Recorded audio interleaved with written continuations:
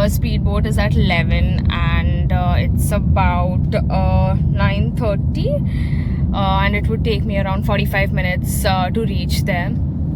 So I booked a taxi to go all the way to that place because there's no bus or any other mode of transport that I could use. The boat costed me around 400 baht and I booked it through an app called 12 to Go Asia.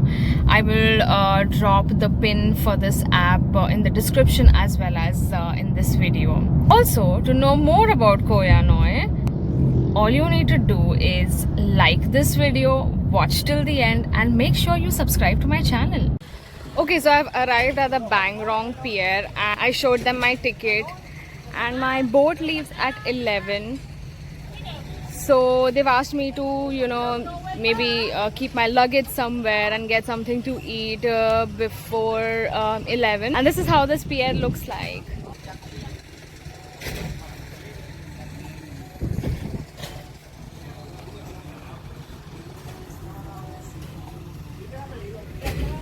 So you have the timetable to Koh Yanoi mentioned over here. The boat ticket costs about 400 baht. I ended up paying 500 when I booked it through the website. So just come here and book it directly with them. You'll save 100 baht.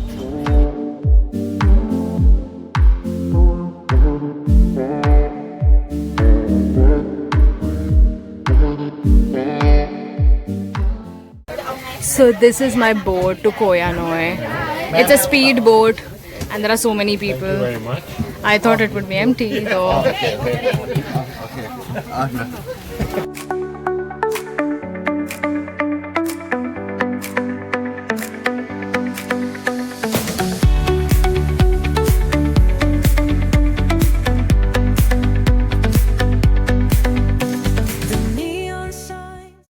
I arrived today around 12 p.m.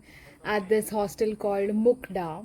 This is the only hostel in the entire island, can you believe? And I paid approximately 3,700 for 3 nights. Not very expensive. I'm staying in a 4-bed dorm and right now, since it's the ending of the shoulder season, so there's not much crowd. And there's just one person in my room and in the other room I think there are 2 other people. The best part about this place is it is so peaceful. I mean, it's green everywhere.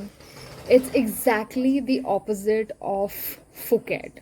I mean, I was staying at Mad Monkey Hostel and there was a party literally every day there. There were so many people around in Phuket. And moreover, in Phuket, you are in a very congested place. Like there are massage parlors and restaurants at every nook and corner and there are so many people around.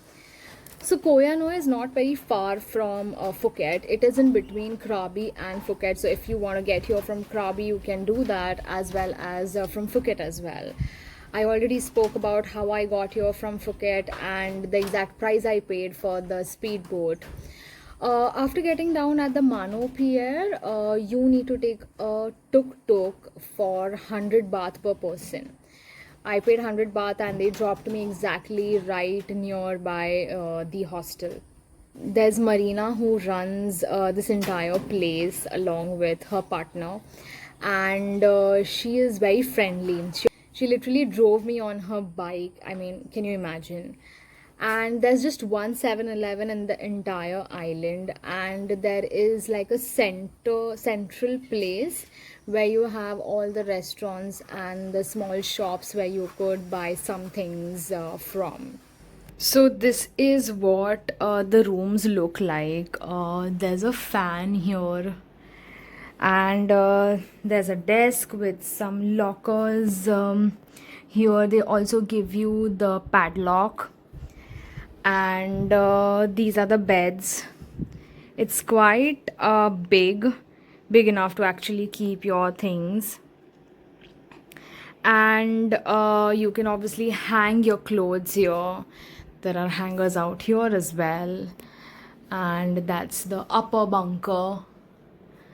There's an air conditioning, and you have your wash basin, and this is the toilet, and it's extremely clean for such a small hostel. I wouldn't have expected so much, but it is actually absolutely clean. And this is the shower area.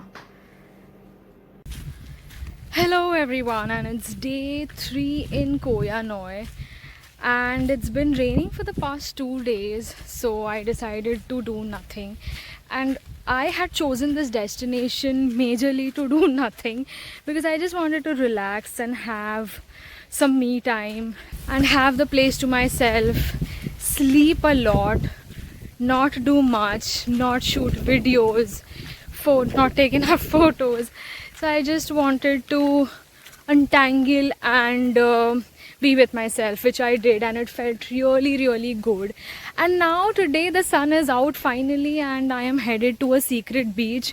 The way to this beach was I was completely lost, but I had a fellow person from the hostel, so we both decided to go together.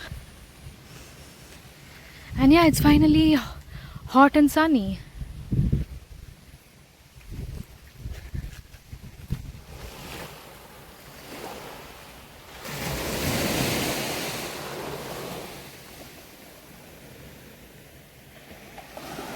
So I finally arrived at this hidden secluded beach, and it seems that I'm the only person here. Just look at it. Due to high tide, the water is really ahead and the sea is kind of rough, so there's not much sand to walk on. But yeah, the beach seems extremely clean, and I'm gonna take a stroll across.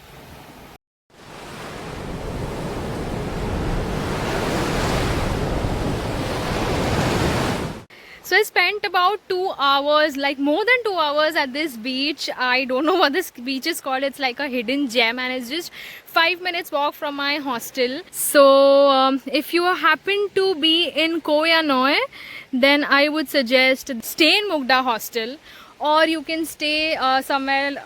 If you want a better property, then you can stay somewhere like Touchdown Koh Noi, and you guys could come, like, walk down to this beach, relax, chill, maybe just have a picnic or something. And yeah, sometimes it's really, really good to do nothing